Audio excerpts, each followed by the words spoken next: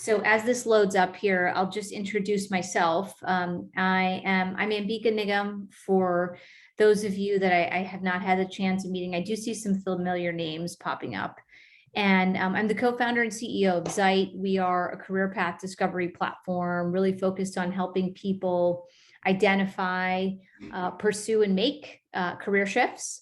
And it is really part and parcel of my personal journey as I have moved through my career, it being a very nonlinear one, starting in finance, moving into roles like marketing, design, and product, and not really having the community, the network, and the ability to kind of articulate and position my skills.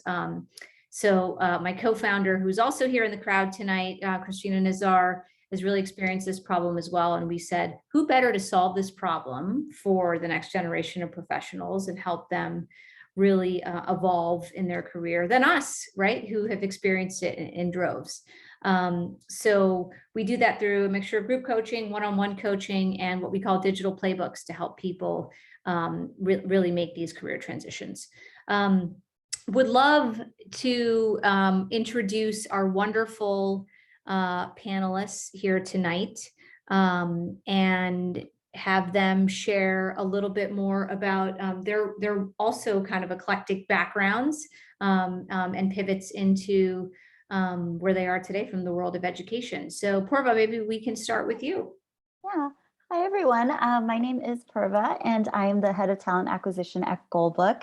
And my journey to the space is a little unique, I guess. So I was just reflecting with the panel earlier that I did Teach for America back in 2001. So I just had a mind blown, like it was 20 years ago. And when I was as part of Teach for America, I was here in the Bay Area. I realized really quickly on that while I loved my students, I wasn't a very strong academic teacher. And I love the relationships with my students, and that's what really drew me into the classroom. And so I decided to actually leave the classroom because I felt like I wasn't serving my students as best as I could. So I worked for a number of years in the social services sector, but I always felt guilty for leaving the classroom. And I decided to actually find ways that I can use my background, but also do it in the education space. And eventually I landed on education recruiting. So I would have the chance to find those amazing educators to be in the classrooms to make that impact on our students. And I worked for a couple of years here at a local charter school that some of you might be familiar with called Aspire Public Schools. And I was a recruiter for their residency program. And then about 4.5 years ago, I learned about Goalbook, and my first reaction was, where was this when I was teaching? Because I probably could have been a much more effective teacher had I had something like this. And I've been at Goalbook now for 4.5 years, and it's been really amazing seeing the education and education technology space transform over the past couple of years. So I'm excited to be here and talk more about that. Amazing. Can't wait to hear. And I know that we got some Goalbook fans here in the crowd tonight as well. Awesome. Noelle, how about you? Please share more about your background. Yeah, absolutely. And I'm excited to get to know you more tonight, Purva, as well. So my name's Noelle. I also got my start in education. That's what I studied in college. It's what I always thought that I was going to do. And I did it for a little while, a couple of years. I taught public high school choir in Queens. Amazing. Something that I think is like really interesting about how we're taught to think about jobs when we're growing up, or at least how I felt. You can like tell me if you resonate with this at all in the chat, but I really was taught to think about like, what are you passionate about? What are your skills? Like, where do you want to make an impact in the world? And I think all those things are really relevant, but for me, it gave me sort of steer in the wrong direction because it missed this level of like, what's a good fit for your lifestyle? And I think that for me was one of the big missing pieces for me in education is like, just really nuts and bolts things like I'm not a morning person or I am a little bit of an introvert sometimes, don't always like to be in front of people talking all the time. Yep. So what I ended up kind of like looking for was a pivot into something where I could still use some of those skills and passions, like that desire to gather people together and to present and talk a lot and design curriculum, but still be in an environment that was like more of a match for just the way that I like to live my life, I guess. Yeah. And that's what led me into tech. So I actually ended up working in educational technology. I worked as a community manager, which you're going to hear me talking about more today. And I worked at a place called Teachable for about 4 years. And that was kind of my foot in the door into tech. And now I've sort of come full circle. So I actually work at a company called Commsor now, where all of my work is around teaching people to pivot into tech, not necessarily from education, but a lot of the folks that we work with are pivoting into community management and tech through education. So I'm really, really excited to be part of this conversation tonight. Awesome. Well, I couldn't think of two better people to have this great conversation with tonight. And just wanted to share a little bit about kind of topics that we're going to cover. And to all these wonderful people in the audience tonight, these are all inspired from your terrific questions. And so what we have done is really just organize them into a way to have this great discussion. And that's what we want it to be, is a great discussion. So please do chime in on the chat as we move through these topics. But these are the ones that we thought were really pressing and that we're experts to kind of help you unlock tonight. So focusing on things like discovery and like ways to get started, which I think many of you are grappling with. How to talk about transferable skills is a big topic. This is a huge thing that we focus on at Zeit, helping people identify them, surface them, articulate them, which kind of speaks to positioning as well, and how you get over those nerves and in interviews and actually start to approach this with confidence. Similarly, thinking a little bit about gaps, that there's a lot of imposter syndrome sometimes, and what you should be aware of and how you might want to prioritize and address some of these gaps.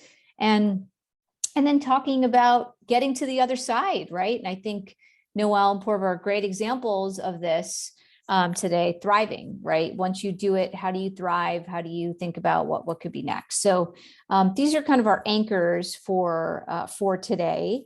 And I thought, a good place to kick us off, and I'm going to bring us back together here so we don't have to look at boring slides anymore, is the idea of discovery, right? So we call this the cold career start problem at Zeit, and it's this moment where you want to do something new, but what is that?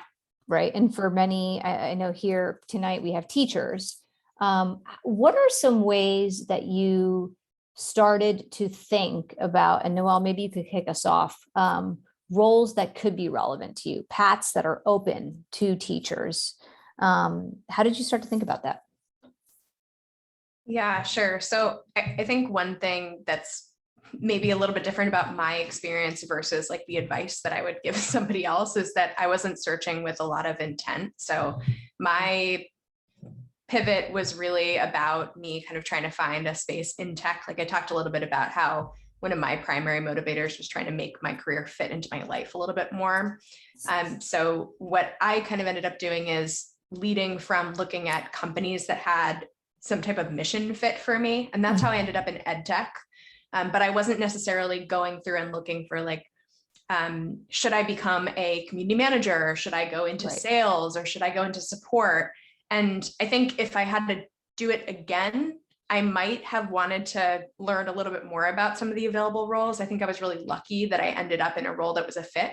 But I've talked to a ton of people who have made pivots out, and they'll tend to say, I either landed in the right industry or I landed in the right role. Yeah. And for me, I think I just kind of accidentally tripped and fell into something that was a nice fit for me. So I think you're definitely in the right place, starting to look for some of those applicable roles.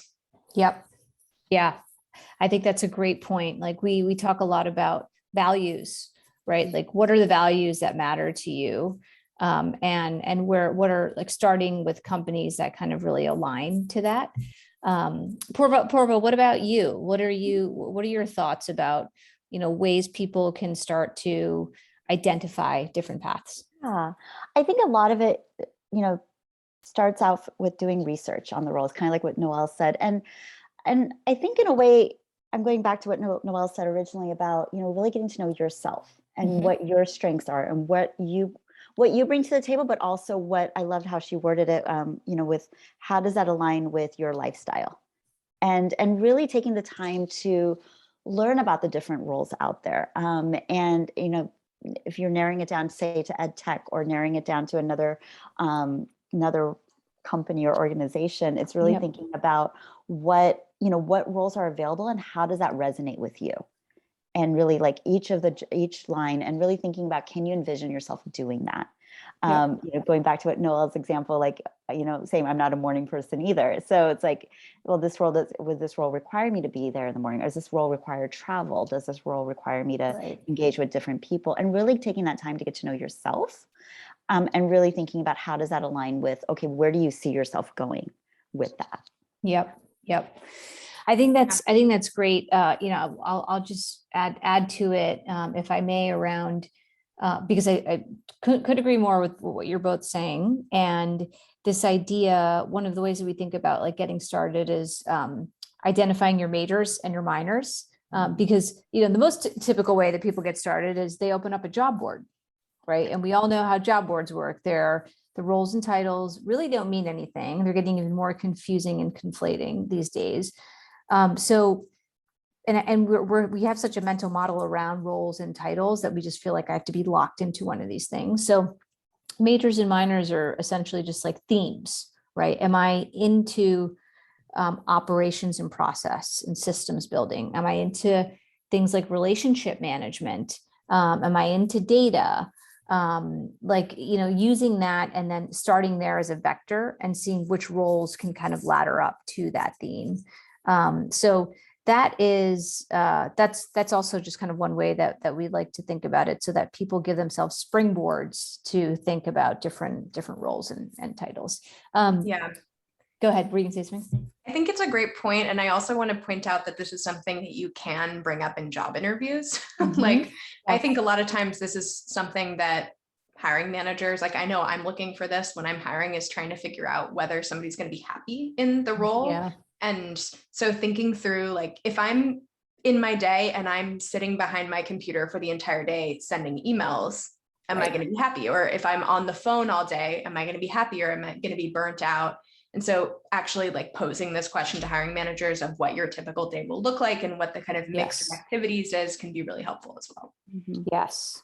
Great point. Really great point. And I think, cutting ahead a little bit, but you touch on something, excuse me, which I think is really helpful.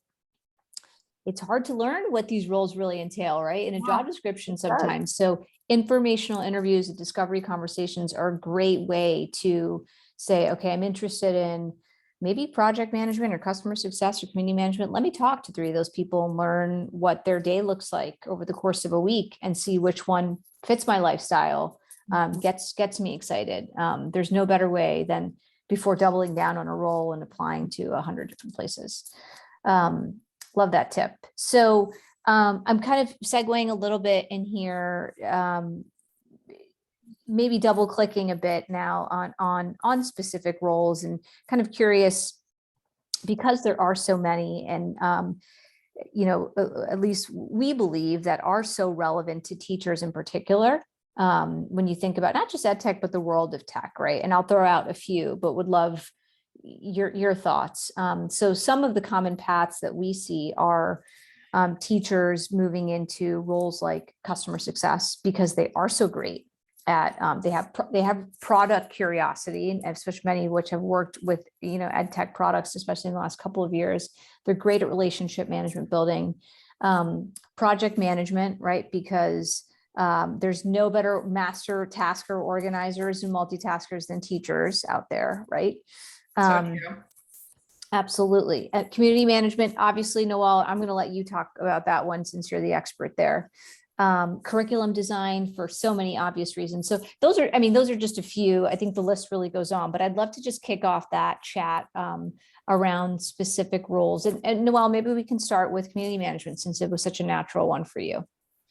Yeah, for sure. So, I think this is one that is sort of newer to the job market in general. It's having a big Yeah. explosion in the tech world right now. And that's maybe also something to note as a general point, is that new roles show up in tech all the time. Yep. So that might happen as well. You might see things that don't have a particularly well-charted path, but community management is basically getting to manage programs that are for customers or potential customers of companies, and getting to be the person that runs events for those people, or puts on educational content for those people, or makes networking connections between those people. So for me, it had kind of a lot of similarities to working with groups of people, helping them reach some type of outcome. But I mean, the other thing I'll highlight is now, because I work creating educational content for community managers, a little bit Right. meta, I also have folks on my team that work in like instructional design. So that's like a really direct analog from education into tech. And that can take the form of working on courses, or it can take the form of like working on training materials. Lots of really, really big companies have huge training arms that need instructional design. That's a great point too, because I think again, opening up the aperture here, and we had an event a couple months ago where there was someone who made the leap from education to working at Slack, right? Because there's a huge training role there and training team there. And who better, as you said, than teachers, because they really have those skills. So it doesn't just have to be doing instructional design within ed tech communities. I really love that. Purva, what about you? I mean, obviously you guys, you hire teachers and you have before. So what are some of those roles? Yeah, I think it's a combination of, like kind of like what was mentioned earlier, a lot of success roles. That tends to be the role that a lot of educators are drawn towards. And also that's where, sorry if this is more Goalbook centric, but that's where we have a lot of roles and openings there. But I think there's also roles around, like Noelle mentioned about content design and instructional design, that where educators can actually use this content, and you really get to expand your impact through our content and really making that impact. Another role that is kind of unique, I think, in the ed tech space that a lot of educators might get a little scared of is actually sales. And really like taking those opportunities of really like working with district leaders, taking that knowledge of, like who do we need to target in order to get, say, Goalbook or another platform to the right people, and really using that knowledge and bringing that into the sales realm. So that's something else that I think is really unique. A role that, a lot of educators might shy away from, because they're like, oh, I've never done this before. But there are ways that there's those transferable skills, which we'll get into later, where you can actually parlay that into something that sales, and especially that knowledge. It's one thing, to go in without any classroom experience to try to sell a product, but it's another thing to go in with that classroom knowledge and really understand like what educators go through on a day-to-day basis, especially in this past year with COVID, what that would, what our educators truly need. Absolutely. Yeah, I love that. That's great. I mean, I think, hearing your firsthand exposure to all those myriad of roles, and it looks like here I can even just see from the chat that you've opened up people's minds for things like sales. And I think it just all goes back to, well, first of all, I think that your responses alone in this discussion makes everybody here recognize the multiple pathways, right, that they have ahead of them. And I will say this, right, we do this for a living at Zeit. I don't know if there's another kind of group of individuals or from a background that have divergent of paths that are available to them, honestly. I mean, there's so many different ones here. So hope everybody really feels confident about that. Looks like we have a question here. So I want to make sure that Anisha, if you want to either drop it in the chat or feel free to talk, we'd love to hear what you have to say.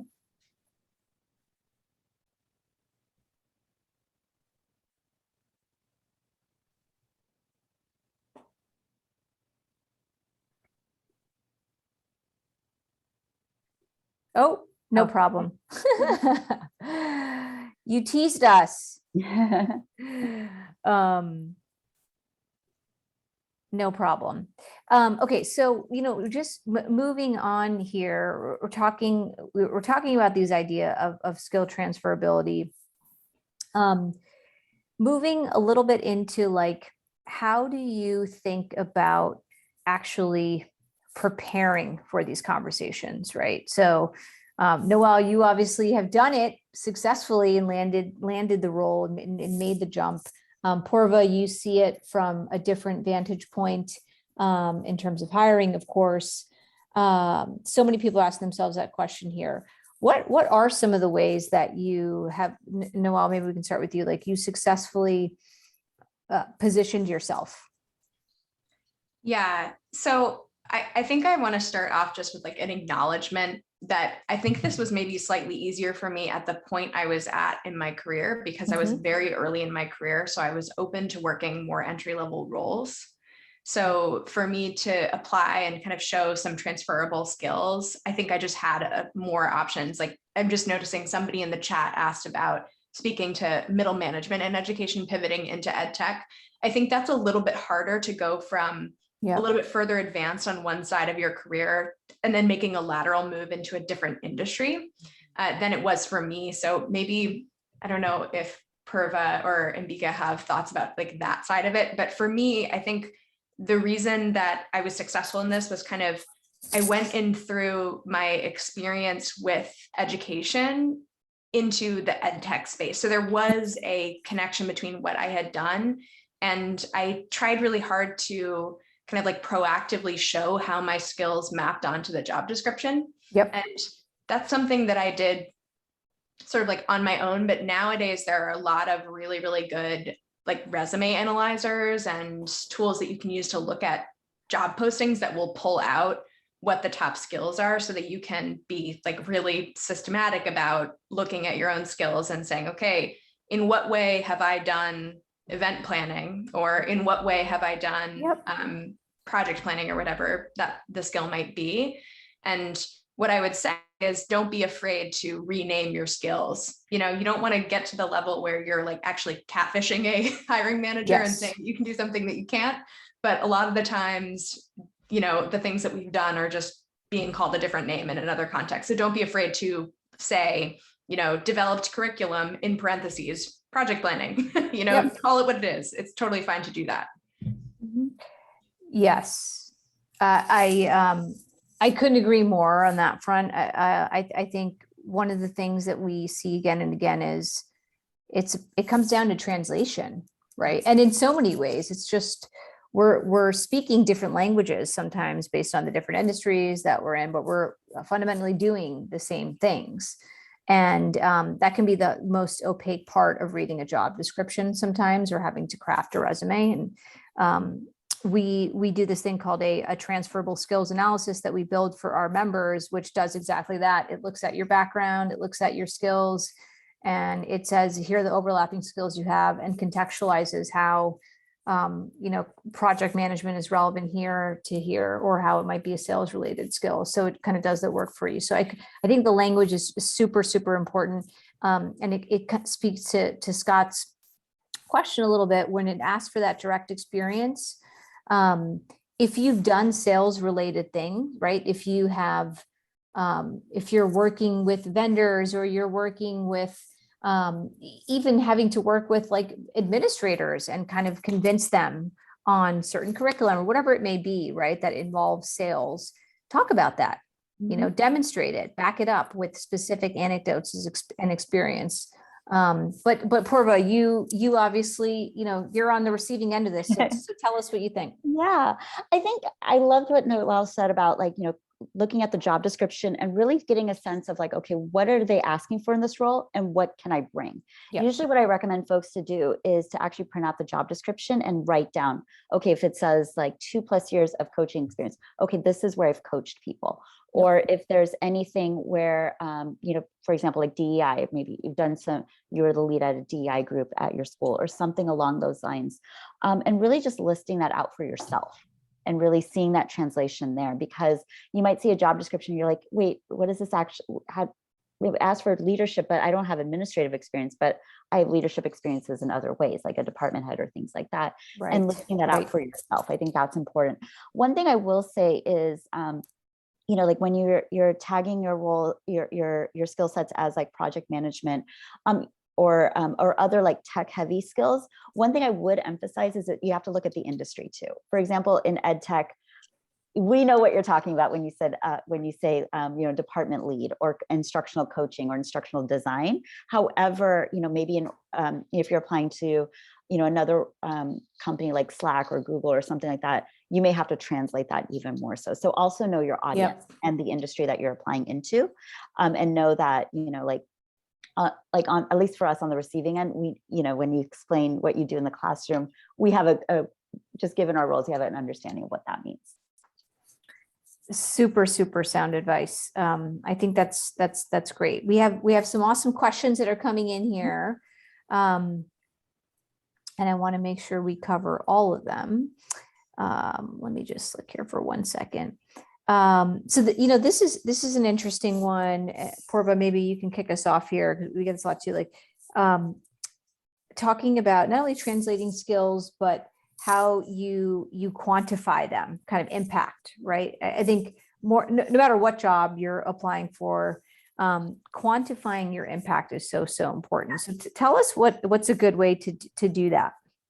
I think starting out with, like, you know, if it's someone who's making the transition from, you know, a classroom into another role, thinking about, okay, what is the impact you've made on your students? Maybe like 98% of your students are reading at a 3rd grade level or something along, you know, along those lines, and really quantifying it for that, because that shows that, you know, to get to that point, there's a lot of work that you have to do on the, as an educator. You have to, you know, with curriculum planning, with, you know, with working with, you know, your other, you know, other supports like at the department level, or also like really getting to know your students and really getting to know what their needs are, and differentiating for them.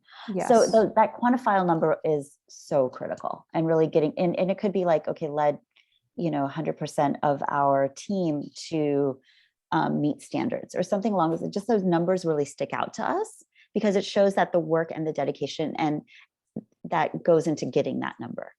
Absolutely. Yeah. I think that's good to know too. And I think you know, a lot of times what we hear is people don't know where to start with that, right? Or they don't recognize that they have the ability to quantify. So sometimes to be creative in this, and just like we had, for example, a teacher who said, I've had impact, but like, I don't have a dashboard that I'm looking at, right? That says like, oh, we've gone up and increased, you know, engagement by 20%. So sometimes, as you're saying, like being able to really reflect on, as a teacher, for example, saying we had, you know, we introduced a new like digital reading comp curriculum, and that comp curriculum we saw made of our 120 students, like 13 improve better in their reading comp scores. So like you can just do a pre and post there and apply some percentages. So thinking like creating that baseline and that story for yourself, or similarly kind of finding like qualitative ways to measure something. Does that kind of resonate as job seekers tell their story to you? Yeah, it definitely resonates. And also like, and explaining the story behind it. Like sometimes if there's one thing that you're really proud of, that the work that you did maybe in the classroom as an administrator, really highlighting that not only in your resume, but also highlighting that, you know, within your cover letter too. Again, if depending on the companies that do that, that ask for that, because, you know, I always joke that, you know, recruiters, we tend to be a little dumb, and sometimes you need to connect the dots for us. And because honestly, we actually timed this, our diversity recruiter and I timed this, we only look at a resume for 6 seconds. Wow. And we timed it because we saw that, so we're like, let's see, and we're like, it was 6 seconds. So you really have to get that attention to us. Yeah, for us. that is, you heard it here first. I've heard 10 seconds, but 6 seconds that's a new record there, but so true. I mean, I believe it.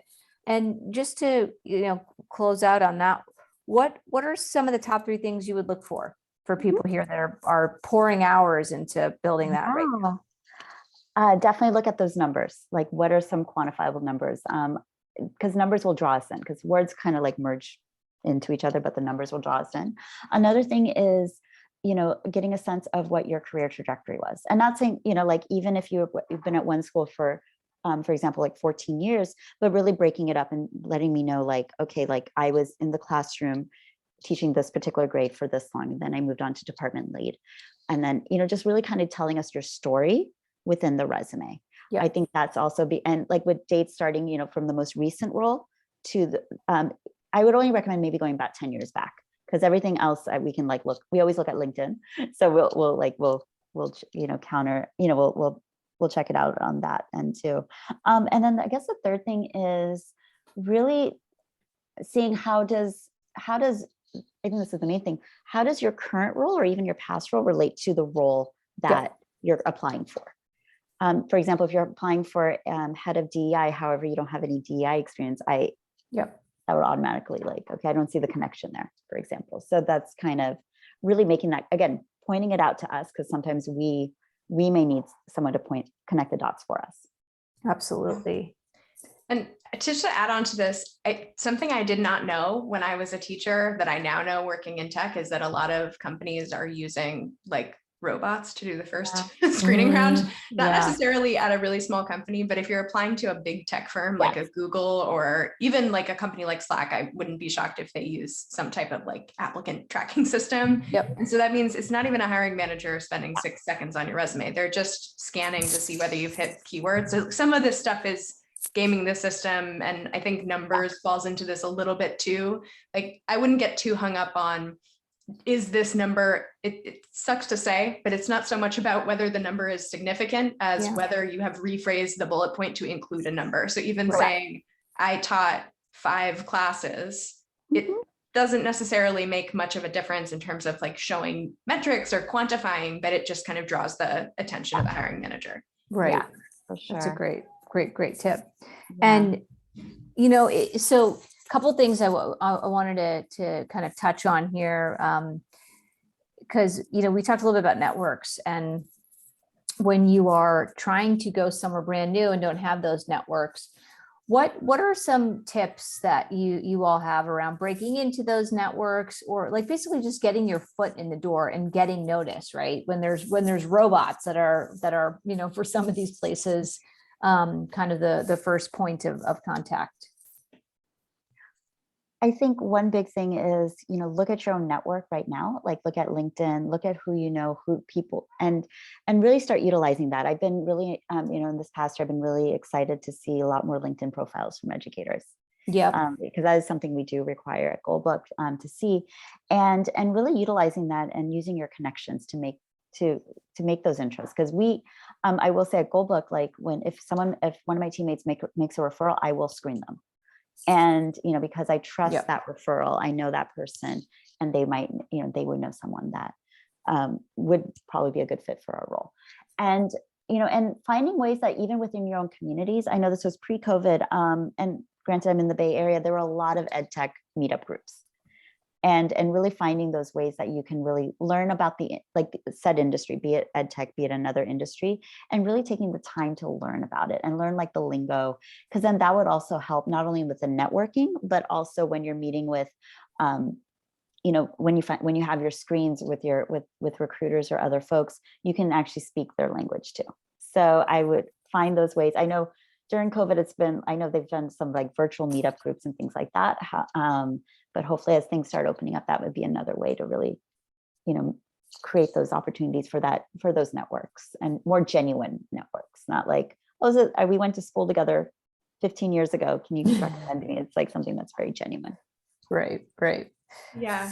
I would also add to that a lot of specific roles have professional networks, like communities that are just associated with those. For example, my company Commsor has a community that is for community managers.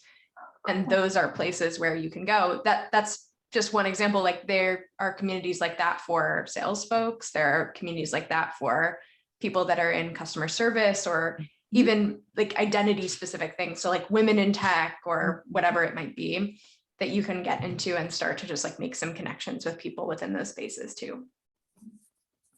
Awesome. Those are great.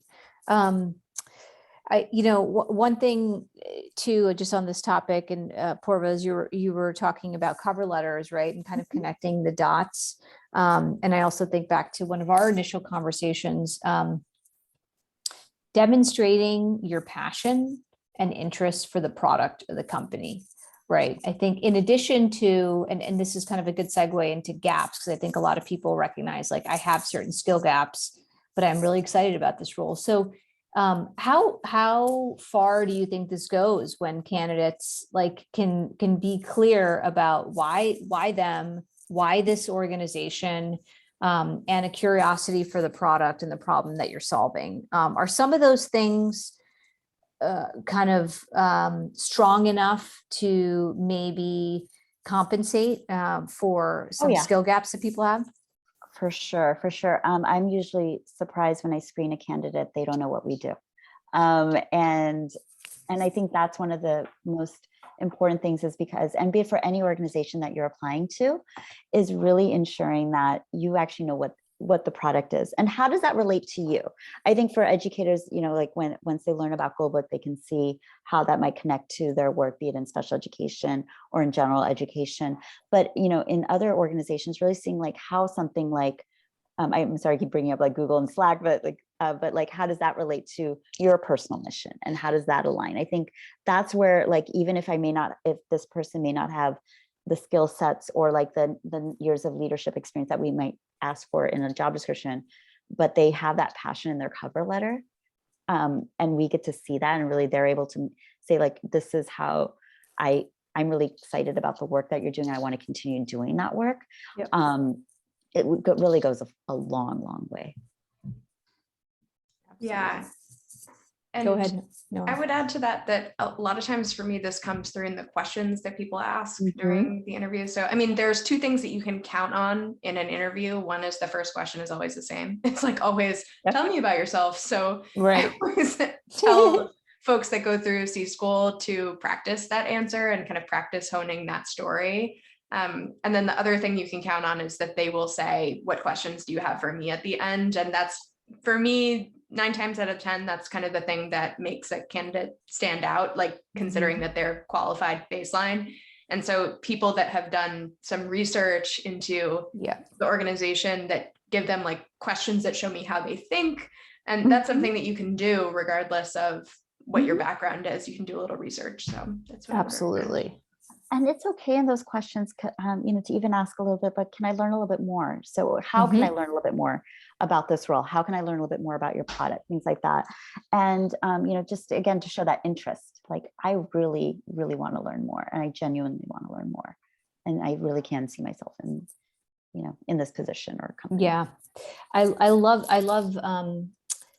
both what you're both saying here. And it, reminds me of Charlie Ma we had an event about people looking to break out of financial services and into fintech or beyond. And wonderful story now, a very prominent person in fintech who shared an anecdote about how he broke into fintech, and it was really like, he had no relevant experience, and was an early employee at Stripe, I believe. And long story short, he went to the founders, was so passionate about it, knocked down their door and did research, right? Did research, talked to some of their customers, and basically demonstrated, while I don't have these skills on my resume, I can do these things. And I brought you, a handful of insights here. So I think where it's relevant, and there are specific places that you are really passionate about, don't be afraid to go above and beyond. And try and get their attention by doing exactly that. Yeah. But I would love any kind of other specific advice you have about skill gaps. Like how do you, what are some recommend? I mean, there are some hard skill gaps here that are around, like coding, for example, right?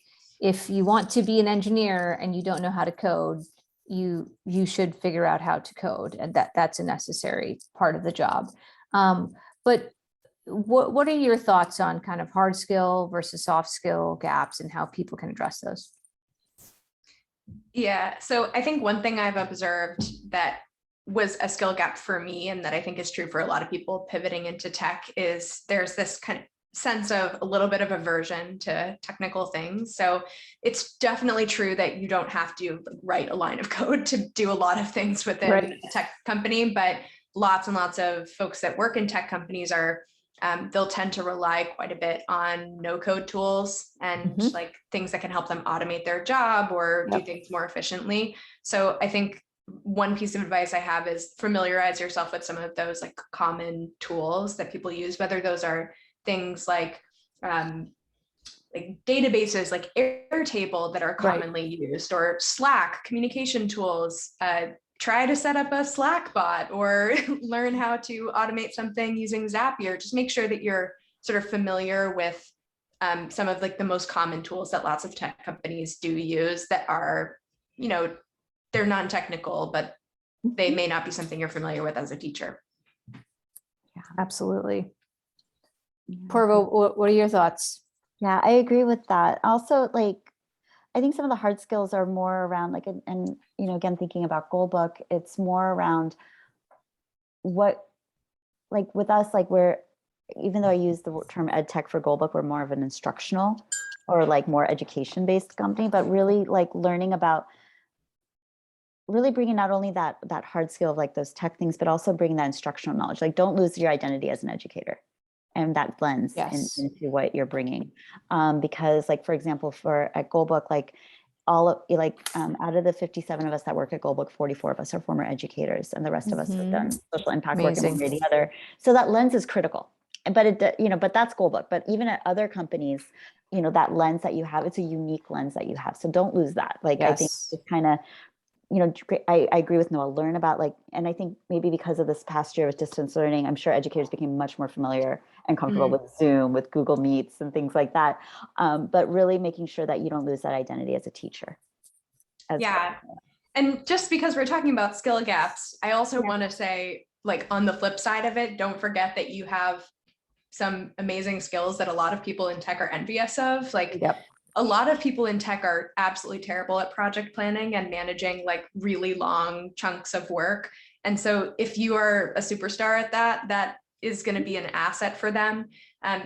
Public speaking, even, I would bet for the majority of people on this call, you feel extremely comfortable getting in front of 50, 100, 200 plus people and talking to them and guiding them through a skill. And that is not the case with a lot of your colleagues. So stroking your ego. That is my objective here. I want you to go in feeling confident. Yes. Exactly. And I mean, as an educator, you have so many different skill sets. And, you know, even if you feel like, oh, I may not have this, you know, like like just thinking like admin experience, that tends to be something where like educators like, oh, maybe I don't have that, but you do have it in a certain way. Like be it, you know, you've led your class, you've led your department, you've probably led other projects at your school. So that is leadership and that counts. And that's something that, you know, I would, again, it's more about how you market yourself to us. How you're able to make those connections for yourself. To the job description. And be it in the cover letter, be it in the interview. Right. I love this idea of the, you know, one way we like to think about it is like, it's not 2 + 2 is 4, which is you've done the things before and you can do it again. You have a unique vantage point. So it's like 2 + 2 is 5, and demonstrating that, like you can have someone who's going to approach this job, it's community management, for example, who maybe has years of it, or you're going to have someone who, with my background, is going to approach it slightly differently and more relationship based, or like, you know, here are the different special sauces or ingredients that I bring to this role, but highlighting that, demonstrating that, backing that up with anecdotes. I think like you really got to bring that to the conversation and to the person to kind of paint that picture. You know, and one other skill, as you guys were highlighting a few, say is teachers, just, I think they balance so many different relationships, right? Administrators, other teachers, obviously students, parents. I'm one of them, but I like to say that I'm a very great parent, right? To my kids, I'm kidding, and their teachers. And, but there's a lot of personalities there to manage, right? And stakeholder management is huge in tech and in any role, and having the soft skills to really navigate that. The other thing that I would add is like, a lot of the hiring managers and recruiters that we talk to, they say this, Purva, I think you kind of back this up. 8 or 9 times out of 10, they would hire someone, a candidate with soft skills and a behavioral kind of cultural fit versus someone who has all the hard skills. Okay. So pulling out those soft skills, which could be presentation, which could be interpersonal dynamics, demonstrating your cultural fit, looking for those clues in job descriptions or on a company's website and saying, I embody this, I have this, I believe in this. I think pulling all that out and really, pitching that is also a great, great way to really demonstrate that you're a strong fit. Mm-hmm. I know one thing I always look for is coachability. They may not, and that's what we can teach those hard skills to you, but if you have to bring that excitement and that, I guess that growth mindset in a way, but we can teach those hard skills. So that's something just to consider.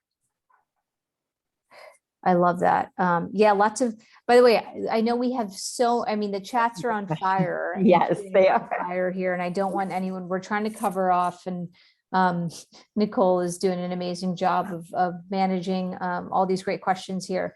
One thing I just wanted to say is we're going to gather all of these questions and we will do a rapid fire FAQ in our follow-up here. So I don't want everyone to think that we're missing out on that.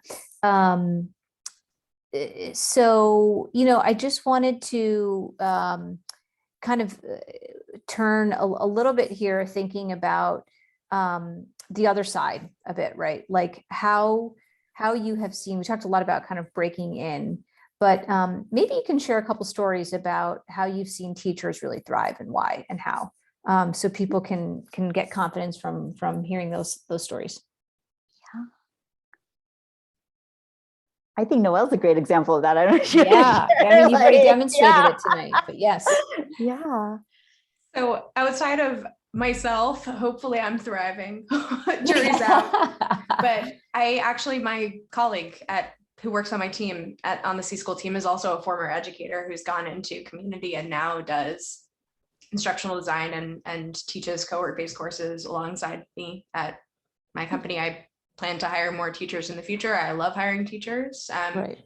I've worked with a lot of former teachers at my previous job who worked in our customer success team and our sales team.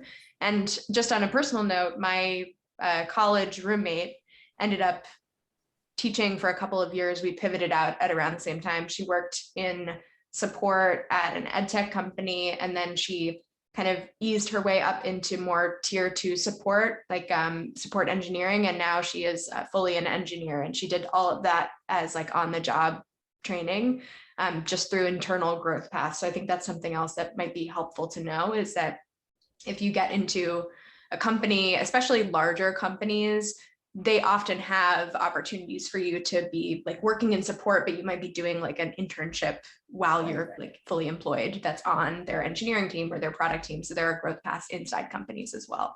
Right. Great. Love those. Purva, how about you?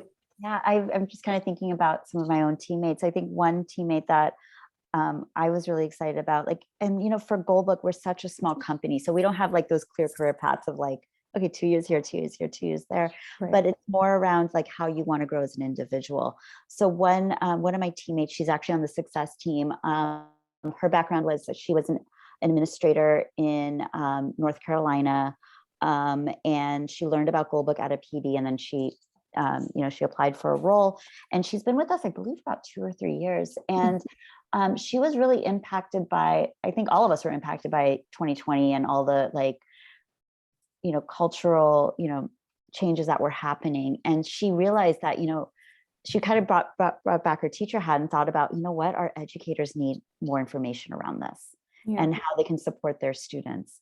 And so she, in collaboration with a few other of our success team members, created a 3-part webinar series on anti-racism and how that connects to universal design for learning.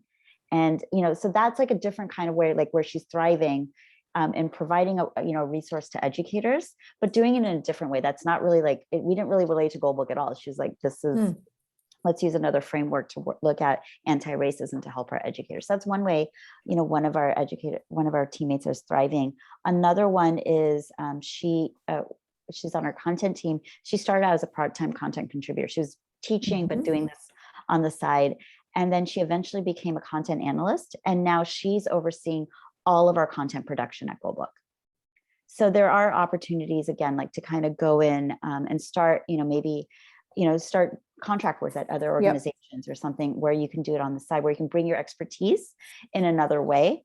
And then, and then getting your work noticed, and then and that parlaying that into a full-time position. I love that. Yeah. Freelance is obviously I think it's now over 50%, right, of the workforce. So incredible way to get your feet wet and build that experience too, if you feel like you personally need it. Those are such great examples. I would just build on two that we have seen recently. So I think kind of a plus one to what Noelle was saying. We had a member that went through our program and pivoted into instructional design, obviously a really kind of relevant leap from actually kind of higher education, someone who was getting their PhD and learning about curriculum design and education.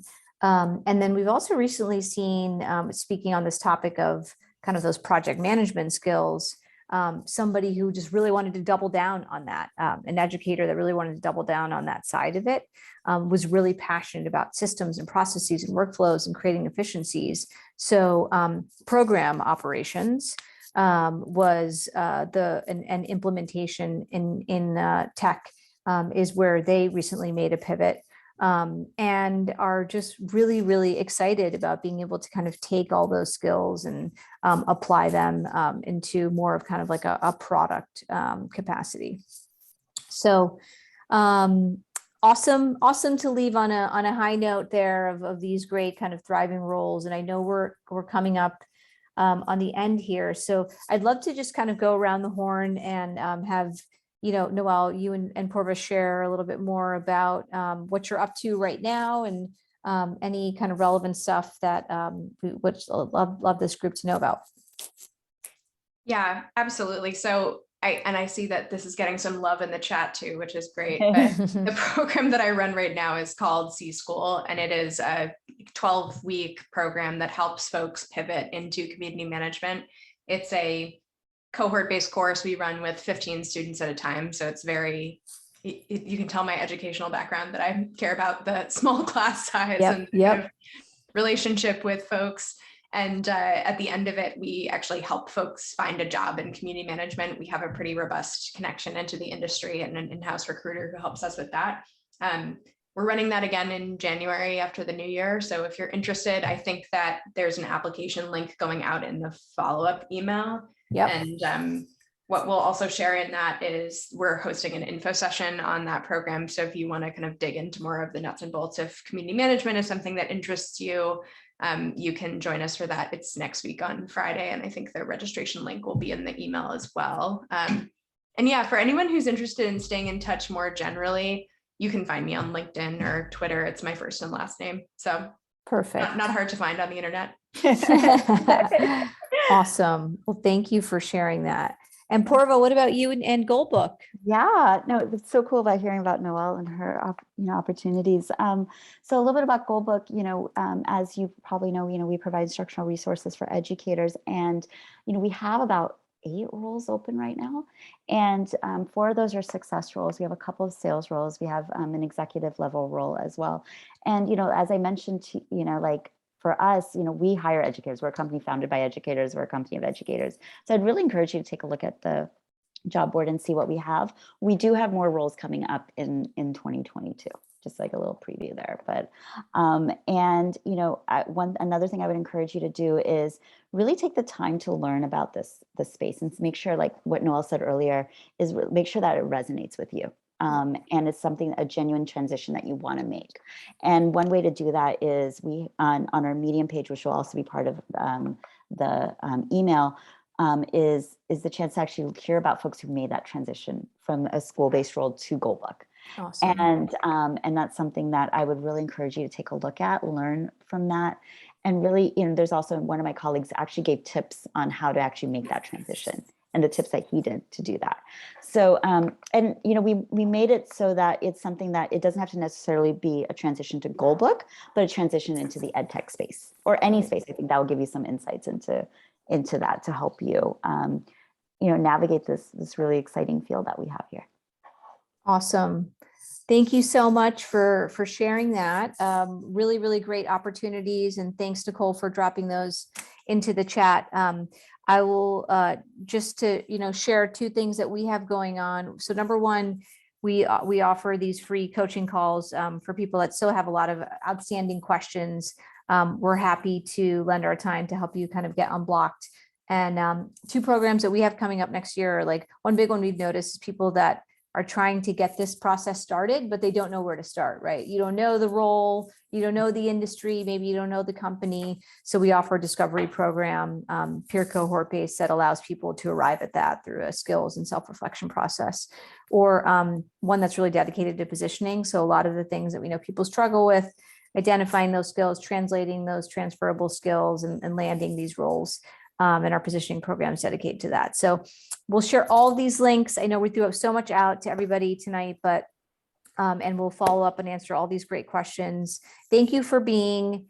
I told Noelle and Purva this, when we do workshops with educators, nothing gets me more excited because they're so engaged, they're so excited, they're so on top of it, and that couldn't be more apparent than all these amazing questions and the chat today. So thank you for bringing so much energy and for what you do. We couldn't do what we do in the world without all of you. So we really appreciate you. And finally, I just want to say to Noelle and Purva, thank you so much for lending your time and your wonderful expertise. Really, really, really wonderful to have you both here tonight. Thank you. Thank you so much for having me. Awesome. Thank you. And we'll be in touch with all these great resources. Hope everybody has a wonderful evening or maybe late afternoon, depending where you are in the world. Thank you. All right. Take care, everyone. Bye-bye.